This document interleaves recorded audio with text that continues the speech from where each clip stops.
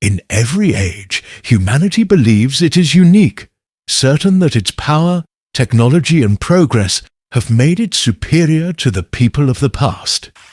Yet, history stands as a silent witness, reminding us that nations greater than ours once walked the earth with confidence, only to be erased by the very arrogance they embraced.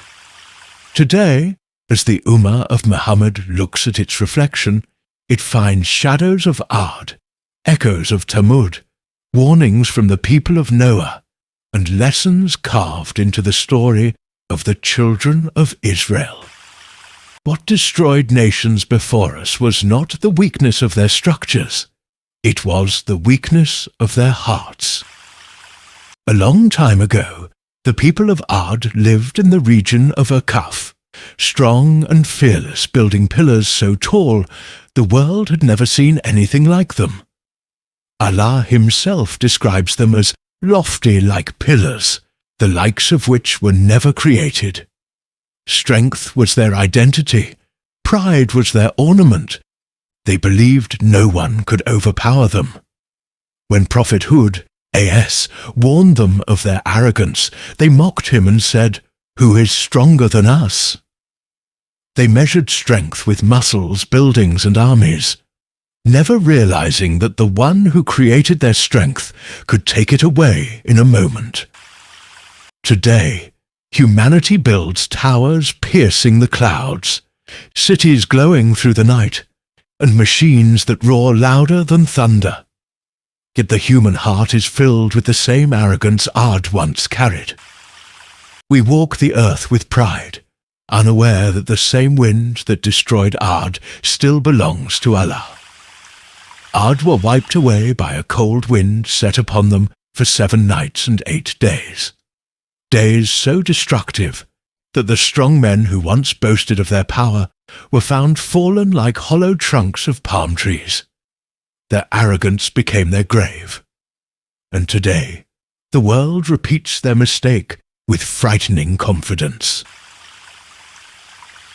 After Aad came Thamud, a nation of engineers and architects, carving homes inside mountains that still stand today. They were blessed with intellect, stability and prosperity. Allah sent them Prophet Salih with a clear sign, a she-camel that was a test for them. But blessings become burdens when hearts are diseased with rebellion.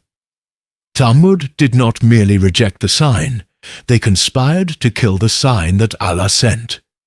The killing of the she-camel was not just an act, it was a declaration of defiance, a challenge to divine authority. And today, humanity still destroys the blessings it is given.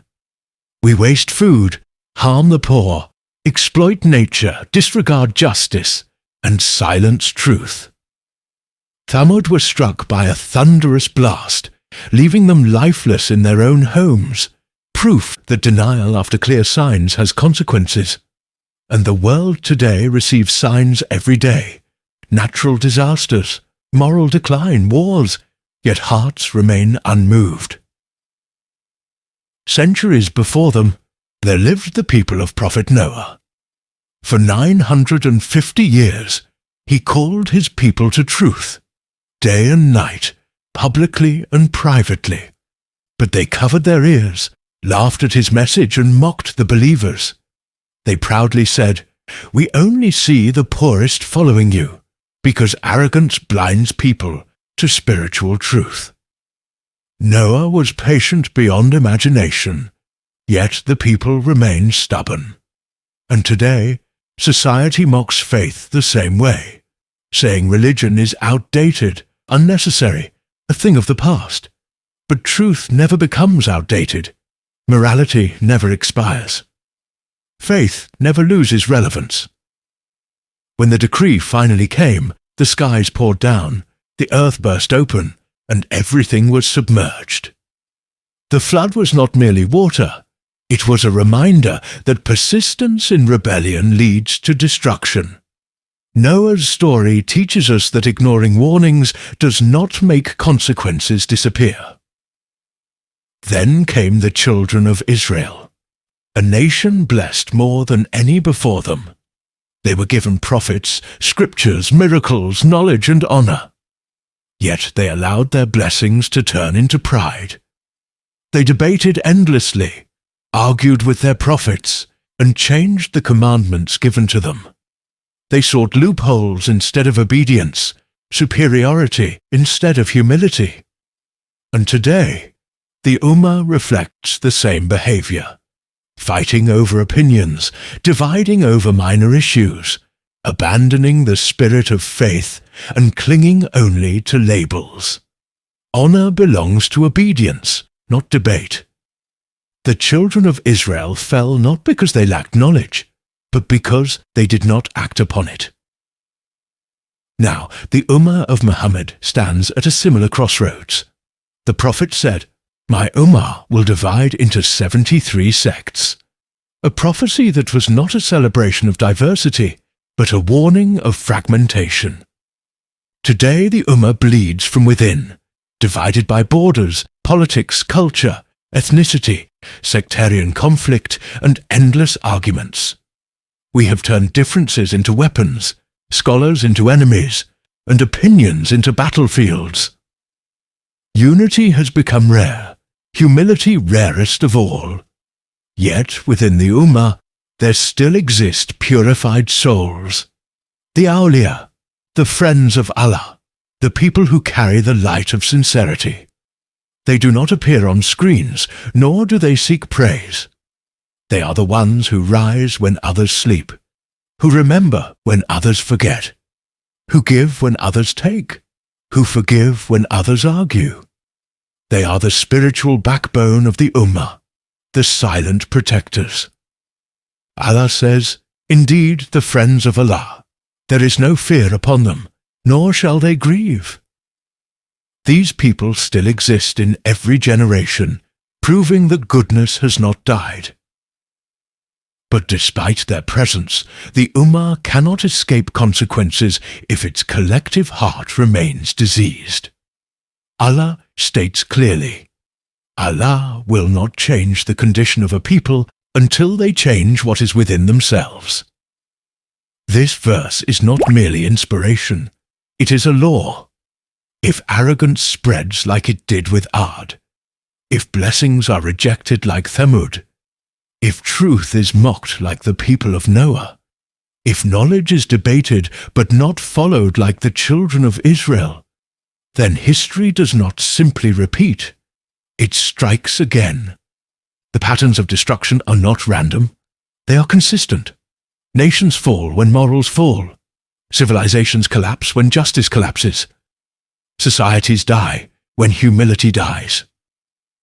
And yet, despite all warnings, hope still exists.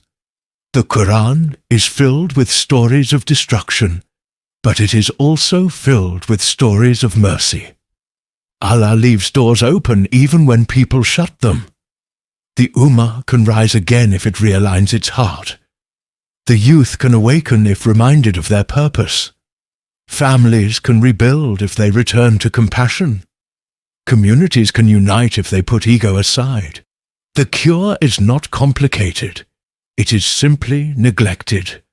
The Qur'an is a book of guidance, but guidance only reaches hearts willing to listen. The stories of Aad, Thamud, Noah, and the children of Israel are not tales of the past. They are warnings for the present. Their arrogance becomes a warning for our pride. Their disobedience becomes a warning for our rebellion. Their divisions become a warning for our sectarianism. Their downfall becomes a mirror. Whoever repeats their sins will repeat their fate, and whoever protects their heart will protect their future. When nations stand tall with humility, they rise. When they stand tall with arrogance, they fall. As long as humanity continues to believe that power guarantees survival, history will continue to correct that illusion. Technology will not save us. Wealth will not save us. Strength will not save us. Only righteousness, justice, humility, and unity can save a nation. The Ummah has the world's fastest growing population, the world's richest lands, the world's deepest spiritual heritage. Yet it also carries the world's most painful divisions. It is time to ask, what truly destroys nations? It is not storms, not earthquakes, not floods. They are only tools. What destroys nations is spiritual decay. This Ummah was called the best nation. But being the best does not mean guaranteed success. It means having the responsibility to remain the best. Allah honored this Ummah because of its faith, not because of its numbers. He honored it because of its morals, not because of its armies. He honored it because of its unity, not because of its wealth. When these qualities weaken, honor weakens with them. And when these qualities return, honor returns. The world is entering an age of confusion, where truth becomes hidden and falsehood becomes decorated. The pressure to abandon faith grows stronger each day. But every era has its tests. Every generation is given a choice. The question is not whether destruction will come. The question is who will survive it. The Qur'an never says that challenges will end. It says that the believers will always rise through them.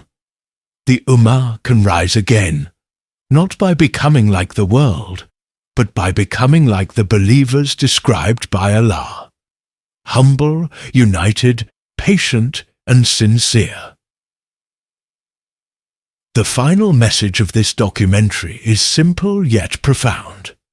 History is not entertainment, it is revelation. These stories are not myths, they are warnings. These nations are not distant, they are reflections. And the Ummah of today stands in the same position as those before it.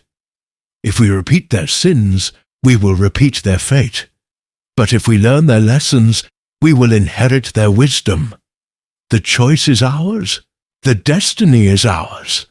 The warning is clear, and the time is now.